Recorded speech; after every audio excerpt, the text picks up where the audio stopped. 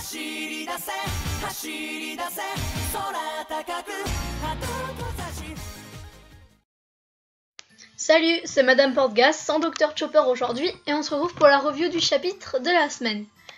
Alors, un chapitre pas si intense que ça à première vue, surtout en comparaison des derniers qui sont sortis, mais qui est pourtant très intéressant, que ce soit pour l'avancée de l'arc ou pour les informations révélées, plutôt un peu implicitement, mais qui sont vraiment intéressantes. Donc alors, on commence par le titre du chapitre, qui est l'échec du Guerma. Ça avance un peu parce qu'on sait pas encore précisément ce qui va advenir de la famille Vidsmoke quand même. Donc dès la première page, on a Sanji qui retrouve Reiju, seul à seul, dans l'infirmerie du château. Toujours dans la continuité du chapitre 851 où Reiju avait fait face à Pudding et que cette biatch de Pudding lui avait enlevé ses souvenirs. Donc bien sûr elle se rappelle que des souvenirs que Pudding lui a enlevés. Mais Sanji va bientôt s'occuper de lui expliquer ce qui s'est vraiment passé. Donc du côté de la prison, on a Sanji qui brûle le livre où Luffy et Nami étaient prisonniers, donc ils sont enfin libérés. Jinbei et son équipage sont toujours sur les ordres de Big Mom, enfin c'est ce qu'on apprend. Donc Jinbei n'a pas dû perdre quoi que ce soit pour l'instant. Donc le coup à Opéra était un acte de rébellion. Et alors Jinbei, enfin Nami, demande à Jinbei si c'était bien ça qu'il devait faire au moment où sur l'île des hommes poissons il avait dit qu'avant de rejoindre l'équipage, enfin qu'il avait dit à Luffy qu'avant de rejoindre l'équipage il avait quelque chose à régler, et ben c'était ça. Donc à mon avis cela annonce que Jinbei va très vite rejoindre l'équipage des Mugiwara. Enfin on verra comment ça va se passer parce que j'avais jamais été tant convaincue que ça par Jinbei Mugiwara, mais je sens que ça va bientôt arriver. Oui, aussi parlons de Grand Opéra Sama, qui a été bien one shot par Jinbei. Je suis un peu déçue que le combat ait été expédié de cette manière, mais ça a été rapide, mais au moins ça révèle la puissance du grand Jinbei. Voilà, donc ensuite on a Luffy qui crève la dalle, mais qui ne veut toujours rien manger qui ne vient pas de Sanji, et qui est toujours aussi déterminé à aller chercher son cuistot préféré. Un membre de l'équipage, c'est sacré, il ne peut pas le laisser dans cette situation. Ensuite, on revient sur Sanji et Reiju, toujours. Sanji a expliqué les véritables intentions de Pudding à sa sœur. Et au grand étonnement de Sanji, Reiju avoue qu'elle pense que c'est plutôt une bonne chose que d'en finir avec les Germa. Et qu'elle va faire comme si elle ne savait rien, même après les explications de Sanji, et laisser Big Mom mettre son plan meurtrier à exécution. Voilà, donc bien ça implique bien sûr que Reiju va mourir elle aussi, elle va se faire tuer. Sanji il est totalement contre parce qu'on n'oublie pas qu'il est redevable à sa sœur parce qu'elle l'a aidé à s'échapper quand ils étaient petits. Et il veut pas qu'elle meure, il s'y oppose. Mais elle est prête à se sacrifier pour que Sanji puisse s'en aller et rejoindre les Mugiwara. Il y a toujours cette menace qui pèse sur Zef, mais alors Reiju lui dit carrément... ça par contre je sais pas comment ça va se passer après, parce qu'elle lui dit carrément, bah écoute échappe-toi et puis tu verras après en gros. Je sais pas, on verra bien. Donc après ça, on a la révélation du chapitre, enfin pour moi c'est ce qui est presque le plus important du chapitre, qui est même le plus important. Donc c'est sur la mère de Sanji et comment les 4 frères sont nés. Qu'est-ce qui s'est passé pour que Sanji soit si différent de ses 3 autres frères?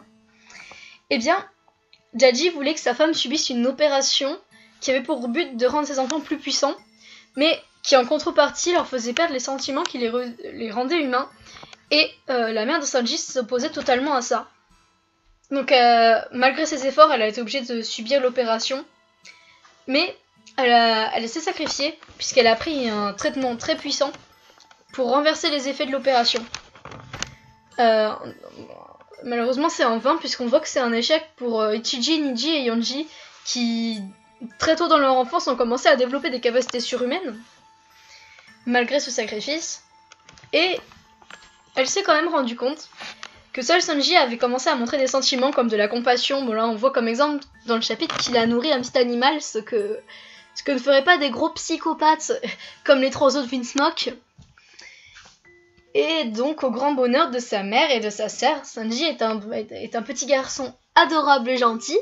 Trop mignon le petit Sanji. Et Et donc voilà. Mais comme Sanji était capable de ressentir ses sentiments et que il avait l'air faible, enfin comparé à ses 3 frères et à sa sœur, c'est son père qui l'a pris comme souffre-douleur pour ces raisons-là. Mais Reiju, contrairement au frère de Sanji qui le bisute, qui a encore respect pour Sanji, elle retrouve la bonté de sa mère en Sanji et c'est pour ça qu'elle l'aime, qu'elle tient à son petit frère. Et malgré le désaccord de Sanji pour qu'elle se fasse tuer comme tous les autres Vinsmoke en disant qu'elle ne peut pas désobéir et qu'elle a aussi du sang sur les mains, elle va se sacrifier pour Sanji. Je trouve qu'il y a un parallèle de fait. Quand ils étaient petits, c'est Reiju qui libère Sanji en lui disant que sur la mer, il va se trouver des amis, des gens qui vont l'accepter. Et cette fois-là, c'est pareil. Elle lui dit elle va à nouveau l'aider, à nouveau lui dire de s'enfuir. En lui disant cette fois de rejoindre les Mugiwara, qui sont bien évidemment ces personnes merveilleuses qui les attendaient. Et c'est un moment auquel on commence à être habitué dans One Piece parce que ça arrive souvent, notamment avec Robin d'ailleurs, où Saro lui disait oui, Robin, ici on se moque de toi, on te rejette, mais sur la mer est vaste, tu trouveras des gens qui t'acceptent comme t'es, des vrais amis. Et pourtant, autant de fois qu'on l'a vu, je trouve ça toujours aussi beau et plein d'espoir pour les lecteurs de One Piece. Ah oui, Reiju précise aussi que Sanji n'est plus retenu par ses bracelets parce qu'elle les a échangés avec des faux et ça enlève un poids pour Sanji, ça lui enlève une des chaînes qui le retenait. Alors ensuite, le truc intéressant sur lequel je reviens, c'est le nom de la mère qui est révélé. Elle s'appelle Sora. Sora, ça vous dit rien ? Lorsque les Garma avaient été présentés comme une organisation fictive, il y avait un héros de la marine qui était nommé Sora, justement, et qui les combattait. Et comme les Vinsmoke sont bien sûr pas fictifs, ils existent, et ben Sora n'allait pas rester inexistant dans le manga, à vrai dire, par la suite. Et même s'il ne s'est pas révélé comme étant réellement un marine, comme dans l'histoire, ça fait sens, puisqu'on sait que la mère de Sanji s'opposait aux intentions de Jaji, Vinsmoke. Donc voilà. Ensuite, le chapitre se finit sur Luffy, qui est prêt à tout casser sur son chemin, tout, pour retrouver Sanji, ce qui promet de belles retrouvailles en pleine action, dans le feu d'action, et ça va être beau. Perso, je vois bien Luffy débarquer en plein mariage et foutre un bordel pas possible, en plus de Big Mom, qui s'apprête à trahir les Vinsmoke. Ça va être le carnage, ce mariage. J'aime bien les rimes. Voilà, ben c'est tout pour cette review, et puis j'espère à bientôt. Ah oui, One Piece est en pause la semaine prochaine, donc j'attends avec impatience le prochain chapitre, qui sera dans 2 longues semaines. Voilà, en attendant, je vous dis à bientôt pour une prochaine vidéo. Allez, salut!